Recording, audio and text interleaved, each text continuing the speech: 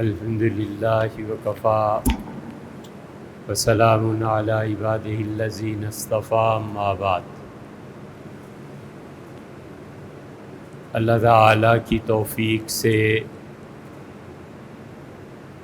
ایک بہت اہم موضوع جسے ہم اپنے تئیں بہت اہم سمجھتے ہیں اور اس کی اہمیت کے پیش نظر کئی جمعے سے وہ بات چل رہی ہے، اس موضوع کو آج جہاں چھوڑا تھا وہاں سے دوبارہ شروع کرتے ہیں۔ اس امت کی گمراہی اور اس امت میں لوگوں کے اخلاقیات کا بگڑ جانا اور نت نئی مصیبتیں اور فتنے جو پیدا ہو رہے ہیں اور سوشل میڈیا کے آ جانے کے بعد وہ دن بدن پھیلتے بھی جا رہے ہیں اور لوگ عمومی طور پہ ان سے متاثر ہو رہے ہیں۔ ان فتنوں کی جڑوں کو ہم واضح کر رہے ہیں، اور اس واضح کرنا اس لیے بھی ضروری ہے کہ اللہ تعالیٰ قیامت میں اگر یہ پوچھے کہ خدا کا دین ایسے برباد ہو رہا تھا اور ہم نے جس کو بھی بولنے سننے کی توفیق بخشی تھی اس نے ان چیزوں کی طرف توجہ کیوں نہیں کی؟ اور پھر حضور صلی اللہ علیہ وسلم کا ایک فرمان کسی بھی حساس طبیعت اور مسلمان کو پہنچے تو وہ کافی ہے کہ آپ نے فرمایا جب تم دیکھو کہ خدا کے دین کی بے حرمتی ہو رہی ہے اور تمہیں اللہ نے اس کی طاقت دی ہو اور علم دیا ہو کہ تم بات کر سکو، تو جو شخص خدا کے دین کا دفاع نہیں کرے گا اللہ کی لعنت ہو اس پہ۔ حدیث کے الفاظ بس اسی قسم کے ہیں کہ ہر آدمی کو اللہ کے دین کا دفاع کرنا ہے، اور ہمارے دور کے جو فتنے ہیں ان بہت بڑے فتنوں میں سے اور بہت بڑی آزمائشوں میں سے ایک آزمائش ہے کہ ایک آدمی بنیادی طور پر وہ زبان ہی نہیں جانتا جس زبان میں دین نازل ہوا اور لکھا گیا، اور اچھی طرح یاد رکھنا چاہیے کہ اگر وہ اس زبان ہی کو نہیں جانتا تو یقیناً وہ کتابیں بھی نہیں پڑھ سکتا جن میں یہ دین بیان کیا گیا۔ جب وہ ڈائریکٹ ان کتابوں کو بھی نہیں پڑھ سکتا، زبان بھی نہیں جانتا، تو اب وہ کیا اس دین کی ترجمانی کرے گا اور کیا ترجمہ کرے گا؟ ایک آدمی دین کی باتیں اور تفسیر اور سب چیز، اور وہ کہتا ہے کہ جناب مجھے عربی نہیں آتی، فارسی نہیں آتی، اردو زبان میں بول بھی زیادہ نہیں سکتا اور مجھے اردو زبان بھی کوئی خاص نہیں آتی، اور میں انگلش میں بات کر سکتا ہوں یا ٹوٹی پھوٹی اردو بول سکتا ہوں، تو اس کا صاف مطلب یہ ہے کہ اس انسان کی رسائی دین کے اصل مآخذ جو ہیں ان تک نہیں ہے، تو یہ بالکل لوگوں کے ساتھ، لوگوں کے دین کے ساتھ ایسے ہی کھیلنا ہے جیسے جمعے میں بہت سے لوگ آتے ہیں اور ہم ان سے کہیں کہ ہم نماز کے بعد یہاں ایک بیٹھک رکھیں گے اور آپ لوگ آئیے، جس کو جو مرض ہے اللہ اپنی پناہ میں رکھے، کینسر ہے، ڈائبٹیز ہے، کچھ ہے، اور تمہیں پاؤں میں چوٹ ہے یا زکام ہے، سب کی دوائیاں مجھ سے لے لو۔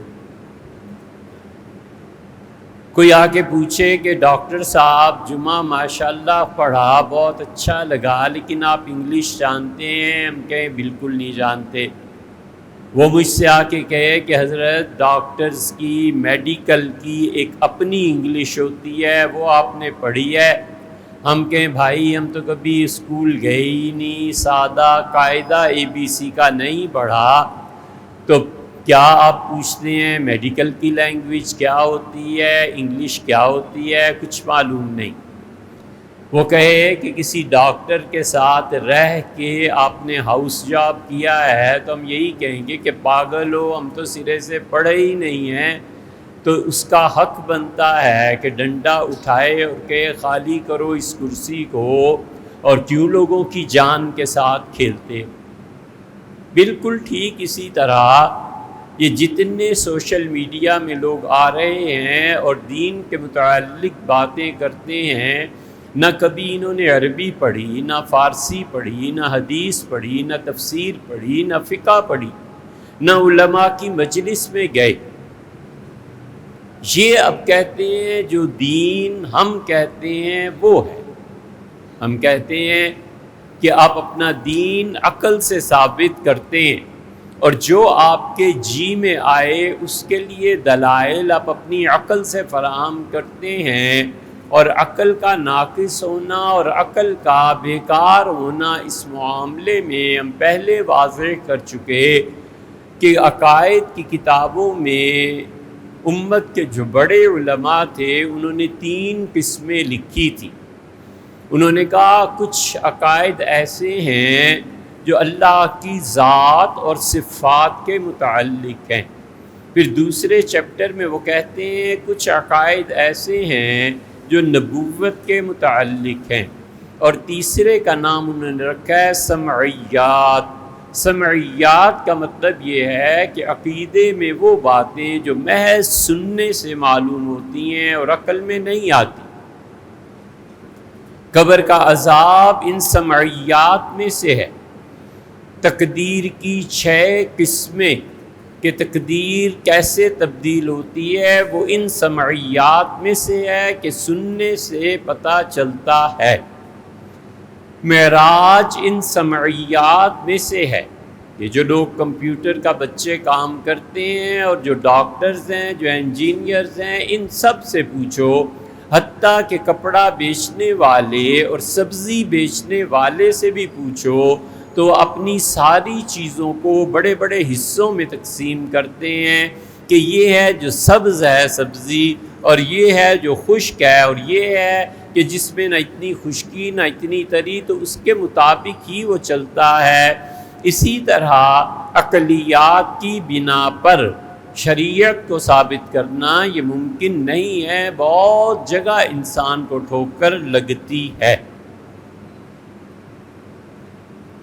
اس لیے جو لوگ اللہ کے دین میں زبان بھی بنیادی نہیں سمجھتے، مطالعہ بھی کچھ نہیں ہے، اور اس کے ساتھ ساتھ وہ کہتے ہیں قرآن و سنت، کتاب و سنت، قرآن میں یہ آیا ہے، حدیث میں یہ آیا ہے، اور یہ دوسرے گمراہ ہیں جو ہمیں بتاتے ہیں کہ پچھلی جو 1400 سال کی امت ہے انہوں نے دین سمجھا ہی نہیں۔ یہ دین میں اب تمہیں سمجھا رہا ہوں۔ قرآن کی اس آیت کو آج تک کوئی حل نہیں کر سکا، میں اس کو حل کر رہا ہوں۔ یہ ہو نہیں سکتا کہ کتاب و سنت لوگوں کے لیے اتنی دشوار اور مشکل ہو کہ عام آدمی اس پہ عمل کر نہ سکے۔ اگر عام آدمی اس پہ عمل نہ کر سکے اور اللہ کی رضا اور جنت کو نہ پا سکے تو پھر معاذ اللہ اللہ کا قصور ٹھہرتا ہے کہ تو نے اتنی مشکل شریعت نازل ہی کیوں کی۔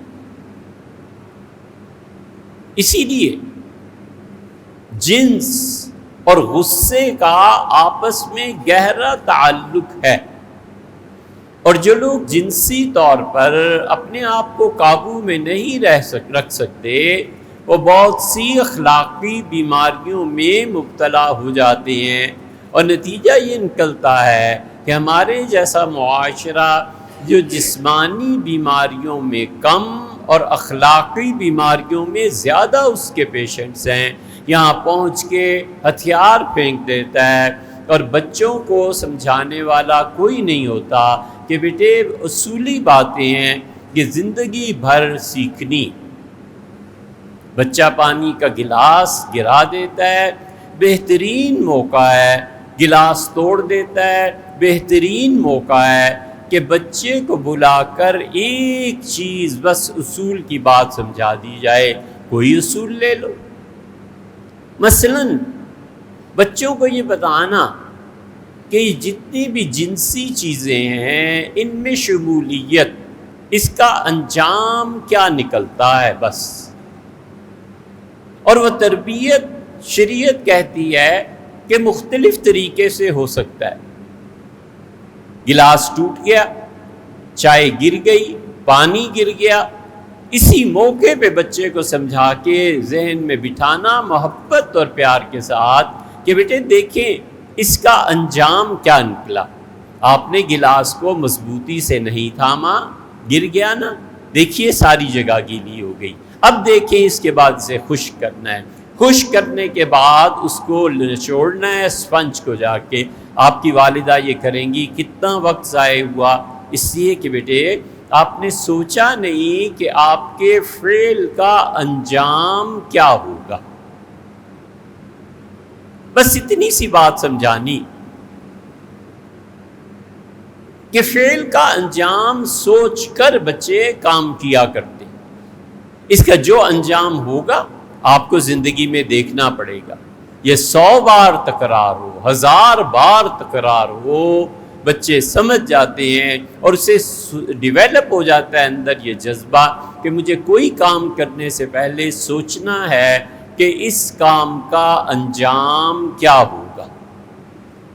وہاں روم نے مثنوی میں بہت زبردست چیزیں لکھی ہیں، اور مثنوی قرآن کریم کے بعد غالباً دنیا کی کوئی زبان ایسی نہیں ہے جس میں مثنوی مولانا روم جیسی کتاب۔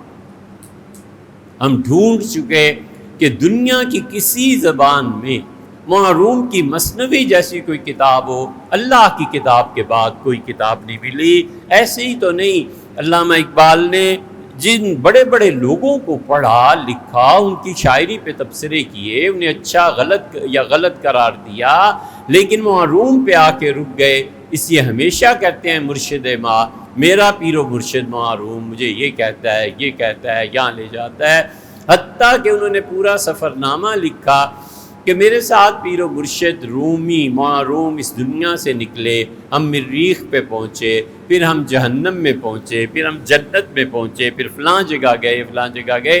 یہ سب چیزیں علامہ اقبال نے کہا میں نے مولانا روم کے ساتھ طے کی۔ جہنم میں جب پہنچے، یہ بیچ میں ایسے ہی جملہ آ گیا، جہنم میں جب پہنچے تو دیکھا ایک جگہ جہنم خود اپنی ایک وادی سے پناہ مانگ رہی ہے۔ تو ہم نے پوچھا مولانا روم سے، مرشد سے، کہ مرشد کیا ہو گیا ہے؟ جہنم کپ کپی تاری ہے، کانپ رہی ہے۔ تو ہم نے کہا لوگوں کو جلانے کے لیے یہاں بھیجتے ہیں اور آگ کو سردی لگ رہی ہے۔ تو مرشد نے پوچھا جہنم سے، تو اس نے کہا جب سے میر جعفر اور میر صادق یہ دو آئے ہیں نا، خود میں ان کے عذاب سے خود مجھے عذاب ہونے لگا ہے۔ انہیں جہنم میں نہیں پھینکا گیا، جہنم کو سزا دینے کے لیے یہ دو بھیجے گئے ہیں، یہ مجھ سے بھی بدتر۔ قوموں کے ساتھ غداری کے انجام یہی نکلا کرتے ہیں، اللہ جب پوچھے گا تو پھر پتہ چلے گا۔ اس لیے ہمیشہ یہ جتنی بھی اس طرح کے فضول اور بیہودہ چیزیں ہیں، ان کا سب سے بڑا نقصان یہ سمجھنا چاہیے، ہمیں زندگی کے ہر شعبے میں ایک نقصان کو سمجھنا چاہیے، اور شاید کہ ہم سمجھ جائیں اور ہماری عاقبت ٹھیک ہو جائے۔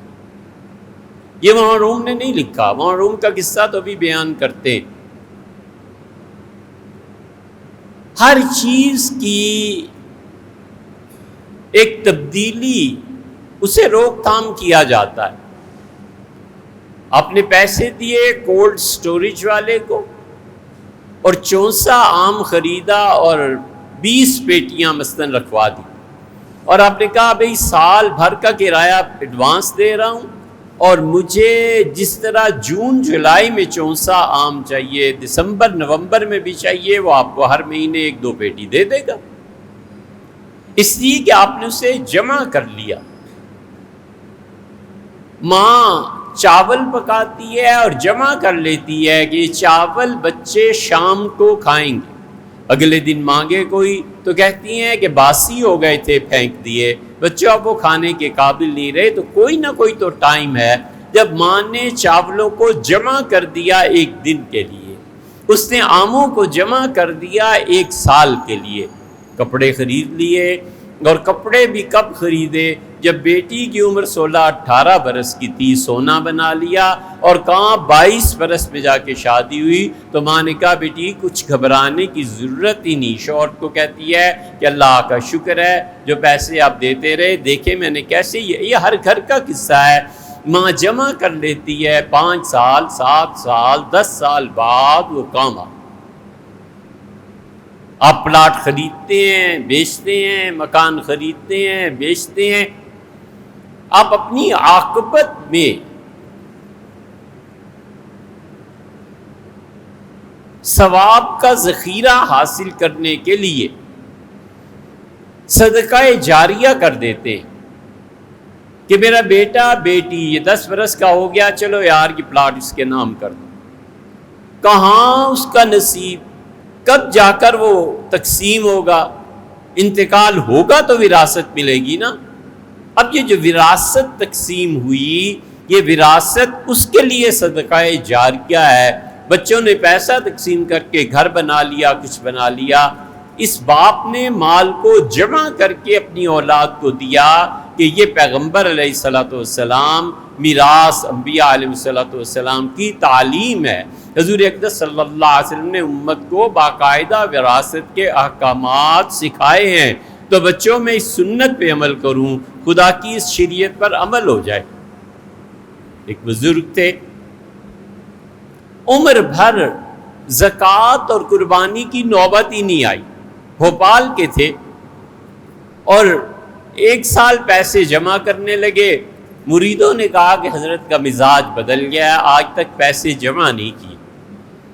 تاریخ لکھ لی، اور جب سال پورا ہوا تو قربانی کے لیے جانور خریدا اور زکوٰۃ کے پیسے نکال کے تقسیم کیے، اور پھر سارا پیسہ لوگوں کو دے دیا۔ فرمایا الحمدللہ یہ فریضہ رہ گیا تھا، اللہ کے یہاں فرض کی بڑی قدر ہے، سوچا یہ فرض بھی ایک مرتبہ تو کر لینا، اللہ بہت ثواب دے گا، راضی ہوگا، اور غریبوں تک میں حلال کی کمائی پہنچا سکوں۔ فرض کی ویلیو ہے، فرض کی قدر ہے، تو اس لیے ہر چیز جمع کی جاتی ہے۔ آپ سوچئے گا، لکڑی 10 سال پہلے لے کے ڈال دی، یہ محل بنے گا، یہ کریں گے۔ کبھی آپ نے سوچا ہے یہ ٹائم جو ہے نا، یہ آج تک جمع نہیں کیا جا سکتا، سورج تک اور شعاؤں تک کو گھیر کے انہوں نے بیٹری میں جمع کر دیا کہ اتنے گھنٹے چلے گی اور اتنے گھنٹے۔ یہ ٹائم ایسی چیز ہے جسے آج تک کوئی جمع نہیں کر سکا کہ بھائی آج میرے پاس 10 منٹ جو ہیں یہ فارغ ہیں، یہ جمع کراؤ، اور جب موت آئے گی تو 10 منٹ اپنے یہ استعمال کر لو۔ کبھی آپ نے سوچا ہے وقت نہیں جمع ہوتا، 6 مہینے بیکار پڑا رہے گھر پہ، یہ 6 مہینے وہ جمع کرا دے کہیں کہ آئندہ 8 مہینے تک میں فارغ ہوں۔ ایک آدمی کہتا ہے روزے میں کاروبار نہیں ہوتا، چلو فارغ ہوں پورا مہینہ، یہ 1 مہینہ کہیں جمع کرائے اور جب موت آنے لگے تو کیش کرا لے، جب سخت مصروفیت ہو تو کیش کرا لے، یہ کیش نہیں ہوتا بھیا، یہ ایک ہی مرتبہ آتا ہے، وہ جو ٹائم آئندہ آئے گا وہ اس وقت کا ٹائم ہوگا، یہ ٹائم برباد ہو گیا۔ یہ جتنے لوگ ان جنسی اعمال اور ان چیزوں میں پڑے رہتے ہیں وہ نہیں سوچتے کہ میں اس وقت کو جمع نہیں کرا رہا، یہ وقت پھر دوبارہ آئے گا ہی نہیں، اور نتیجہ اس کا نکلے گا کہ وقت کو ضائع کرنے کے جتنے نقصانات ہیں مجھے بھگتنے۔ اس لیے آدمی جو انجام کو سوچ کے کرتا ہے نا، زبردست عقل مند۔ ہمارا اور معتزلہ کا، اہل سنہ کا یہ بھی اختلاف ہے۔ معتزلہ کہتے ہیں اللہ نے ہر ایک کو برابر کی عقل دی ہے، ہم کہتے ہیں اللہ نے ہر ایک کو برابر کی عقل بھی نہیں دی، اور تجربے اور تعلیم دونوں چیزوں سے انسان کی عقل بڑھتی ہے۔ تجربہ عقل کو بڑھاتا ہے، تعلیم عقل کو بڑھاتی۔ ایک آدمی ان پڑھ ہوتا ہے مگر تجربے کی زندگی اس سے پوچھو، وہ ایک بات ایسی بتاتا ہے کہ بڑے بڑے پڑھے لکھے اس کے پاؤں میں جوتے اس کے سیدھے کریں تو یہ بھی تھوڑا ہے۔ وہ آدمی بڑی بڑی بڑی سمجھداری کی باتیں بتاتا ہے۔ یہ تعلیم ہی نہیں، اس کے ساتھ بڑے لوگوں کی صحبت ایک ایک جملہ زندگی پلٹ دیتا ہے، ایک ایک بات کایا پلٹ دیتا ہے۔ مولانا روم نے لکھا ہے مثنوی میں، اسے پڑھنا چاہیے۔ قرآن کے بعد اگر کوئی کتاب اور ہوتی تو ہم اس کا ضرور ذکر کرتے۔ ہم نے جو کہا ہے نا کہ مثنوی اللہ کی کتاب کے بعد اتنی بڑی کوئی کتاب نہیں، تو اللہ کو جواب دینا ہے یا نہیں؟ خدا قیامت میں مجھے پوچھے کہ فلاں کتاب اس سے بھی زیادہ تھی تو کیا بولیں گے؟ اس لیے یہ جو کڑا ترازو ہے نا کہ مرنا ہے اور اللہ کو جواب دینا ہے، یہ ہر جگہ فٹ ہوتا ہے۔ بوڑھا آدمی تھا، راشا تاری تھا، اور لوہے کے بازار میں آدمی نے آ کے اپنی دکان کھولی اور بے شمار لوہے کی چیزیں تھیں، اور وہ بوڑھا راشا تھا، اس کے ہاتھ میں کانپتے تھے۔ داخل ہوا اور اس نے کہا کہ بھائی، سلام کے بعد کہا کہ ایک ترازو خریدنے آیا ہوں۔ مولانا روم کہتے ہیں کہ اس سے پوچھا کیا ترازو؟ تو اس نے کہا سونا تولنا ہے۔ اس نے کہا کہ بابا ترازو نہیں ہے۔ اس نے کہا یہ ڈھیروں ترازو نظر آ رہے ہیں، پیسے میرے پاس کھڑے ہیں۔ اس نے کہا آپ کسی اور دکان پہ جائیے، ہمارے ہاں ترازو نہیں ہوتا۔ الجھ پڑا اور سنائی اور کہا کہ یہ ساری چیزیں ہیں، دیتا کیوں نہیں؟ اس نے کہا بابا معاف کر، میرے ہاں چھلنی بھی نہیں ہے۔ اس نے کہا چھلنی تجھ سے کس نے مانگی ہے؟ میں تو ترازو مانگ رہا ہوں۔ اس نے کہا بابا جی کرنا کیا؟ اس نے کہا ظاہر ہے کہ سونے کا ترازو مانگ رہا ہوں تو سونا تو لوں گا۔ اس نے کہا بابا راشا تمہارے ہاتھ پہ طاری ہے اور تم میرے قریب یہاں گلی میں رہتے ہو، مجھے معلوم ہے کہ اب تمہاری موت کا وقت قریب آ چلا ہے اور تم مالدار آسامی ہو اور سونے کے ترازو میں سونا تولو گے، پھر اپنے بچوں میں تقسیم کرو گے۔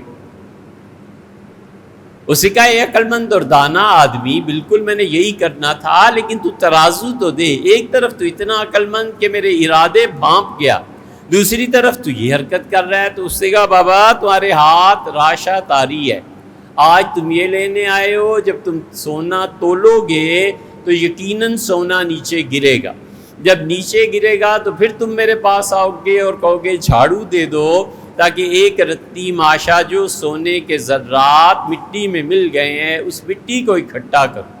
پھر تم مٹی کو اکٹھا کر لو گے تو چھلنی مانگنے آؤ گے کہ ایسی چھلنی دو جس سے مٹی کے ذرے گر جائیں اور سونے کے ذرات باقی رہیں۔ تو میں نے یہ جو تمہاری اتنے لمبی چیزیں خرید کے پھر تمہیں مہیا کرنی ہیں، یہ تو تمہارے نوکروں کا کام ہے، میں تمہارا نوکر تھوڑا ہی ہوں۔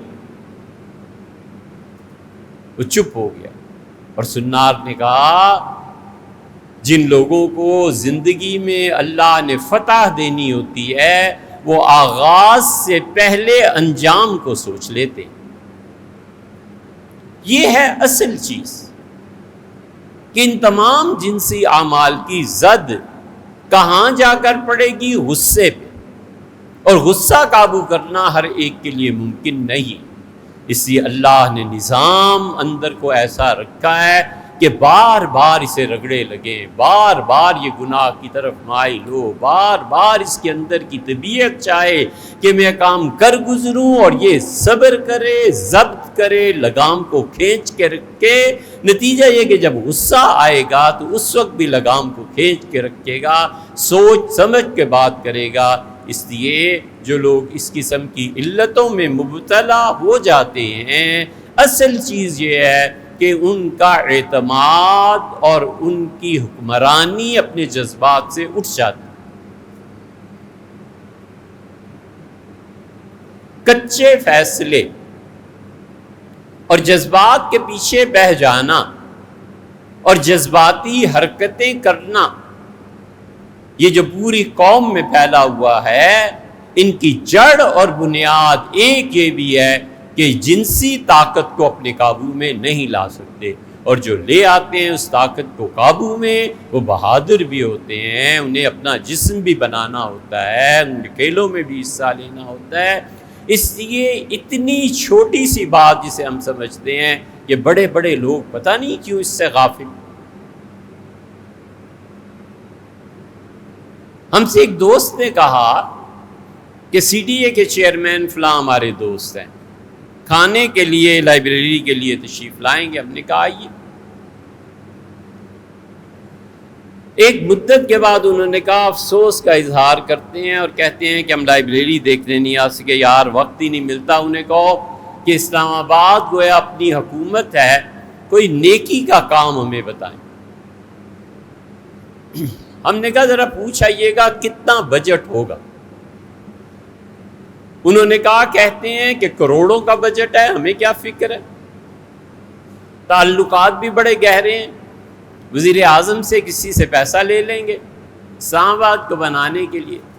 ہم نے کہا اسلام آباد میں سب سے بڑی نیکی یہ ہے کہ آپ ہر سیکٹر میں، ہر سب سیکٹر میں G9 ہے، 4 ہے، 3 ہے، G6 ہے، G6 میں آگے 1 وغیرہ وغیرہ، ہر ایک جگہ پہ ایک بہترین بہت عمدہ جم قائم کر دیجیے.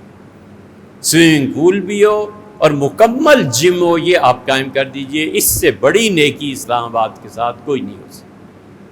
بہت حیران ہوئے، بلکہ ان سے کہا کہ یار تم کہتے تھے کوئی پڑھا لکھا، کوئی عقل مند، یہ کیا عقل کی بات ہے؟ لا حول ولا قوت.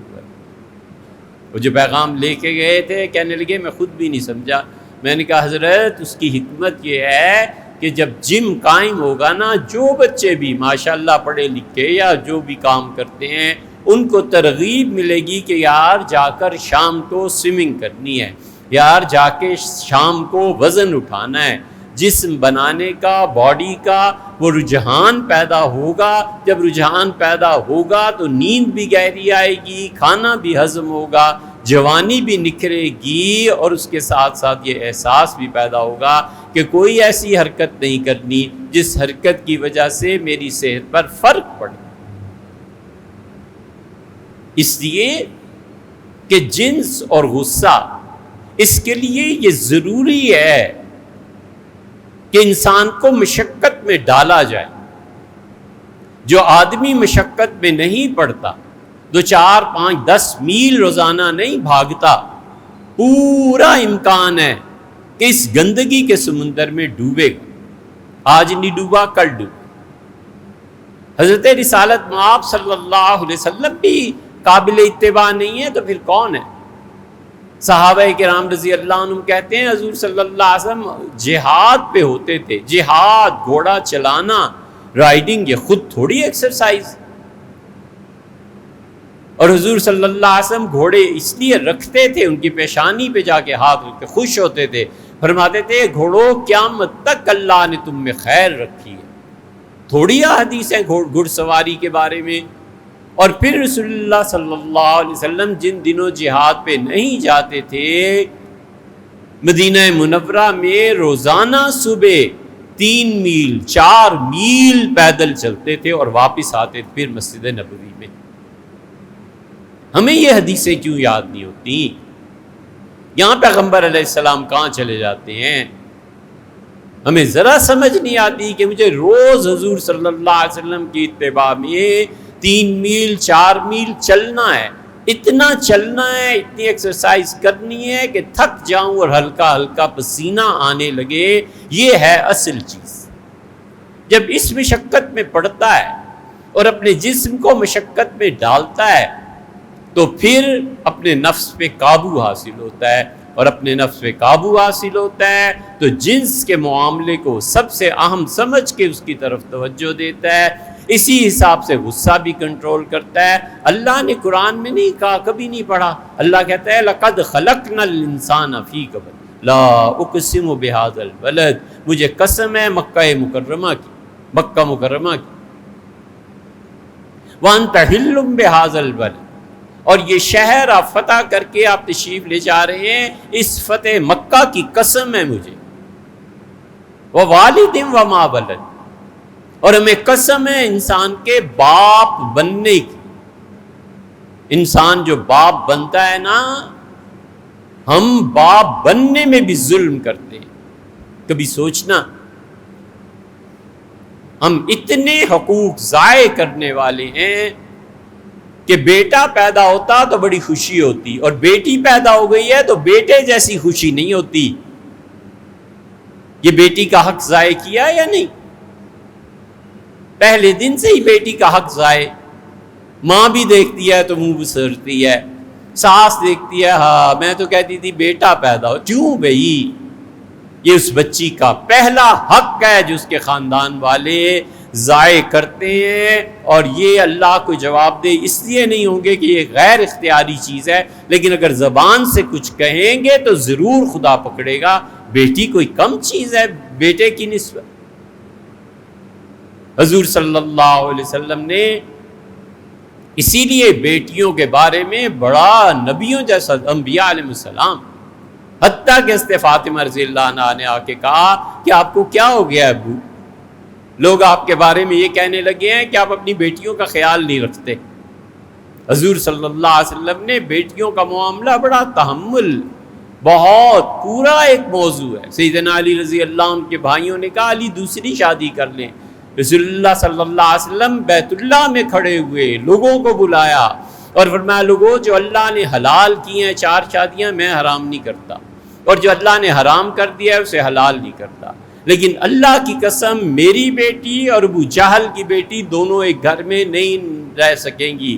اور میں صاف بتاتا ہوں کہ علی کو اتنا پتہ نہیں ہے، یوزینی ما اذاہا، علی جو چیز میری بیٹی کو تکلیف دیتی ہے مجھے بھی تکلیف دیتی ہے، جو چیز میری بیٹی کو تنگ کرتی ہے مجھے بھی تنگ کرتی ہے، اور اگر علی نے دوسری شادی کرنی ہے میں اسے حرام نہیں کہتا، لیکن پہلے ایک کام کر لے، میری بیٹی کو طلاق دے اور میرے گھر بھیج۔ یہ بیٹیوں کی پیدائش پہ خوشی کا نہ ہونا اور خوشی کا کم ہونا، یہ سارے اس کے حق ضائع نہیں ہوتے؟ ہم کرتے کیا ہیں؟ اس لیے رسول اللہ صلی اللہ علیہ وسلم پر فتح مکہ اللہ نے کہا لا اقسم بہذا البلد، مجھے مکہ کی قسم اور مکہ کی فتح کی قسم ہے، وہ والدن، اور والد بننے کی قسم ہے۔ والد بننا کوئی آسان چیز ہے، اور اس کی ذمہ داریاں اللہ ہی نبھانے کی توفیق دے تو دے، وگرنہ اولاد اللہ نے اسی لیے کہا لوگو تمہاری آزمائش ہے۔ وما ولد، چوتھی قسم کھائی اور فرمایا چوتھی قسم میں کھاتا ہوں بیٹا بننے کی۔ ان 4 قسموں کے بعد کہا ہے لقد خلقنا الانسان فی کبد، لوگو ہم نے انسان کو شدید محنت کے لیے پیدا کیا ہے، شدید محنت کرے اور ایک ایک عضو تک اس کا حق پہنچے اور تھکے اور چور ہو جائے اور پسینے آ جائیں، تب کہیں جا کر جنس اور غصے پہ قابو حاصل ہوتا ہے۔ جنس پہ جب قابو پا لیتا ہے تو غصہ اس کے تابع ہو جاتا ہے۔ اسی لیے قرآن بار بار آپ کبھی غور سے پڑھیے، جہاں بھی جنس کا ذکر کرتا ہے ساتھ ہی قتل کا ذکر بھی کرتا ہے کہ لوگ اس پہ بھی قابو پائیں اور قتل پہ بھی قابو پائیں۔ یہ دونوں چیزیں جوڑنے کی وجہ یہی ہے کہ جو جنس میں اپنے آپ کو آزاد سمجھتا ہے وہ غصے میں بھی آزاد سمجھتا ہے، جیسے وہاں نکاح کی قید نہیں چاہتا یہاں بھی بک بک کرنے کی قید نہیں چاہتا، وہ بک بک جاری رہتی ہے ولیعذ باللہ، حتیٰ کہ قتل کر دیتا ہے اور وہاں پہ بدکاری کر لیتا ہے۔ یہ دونوں چیزیں پیوست ہیں، اس لیے جو اپنے بچوں کو شدید مشقت میں نہیں ڈالتے انہیں پتہ نہیں ہے کہ وہ کس جہنم کے کنارے کھڑے ہیں۔ شدید مشقت، مشکل کھیلیں، روزانہ پیدل چلنا، اپنے آپ کو اس قابل بنانا، جب شدید مشقت پیدا ہوتی ہے انسان میں اور کرتا ہے سوچ گہری ہو جاتی ہے جب، تو ایک دم سے فیصلے نہیں دے دیتا، بہت سوچ سمجھ کے زندگیاں گزارتا ہے، بہت سوچ سمجھ کے بات کرتا ہے، اس کا ایک جملہ پوری قوم کی تقدیر بدل دیتا ہے۔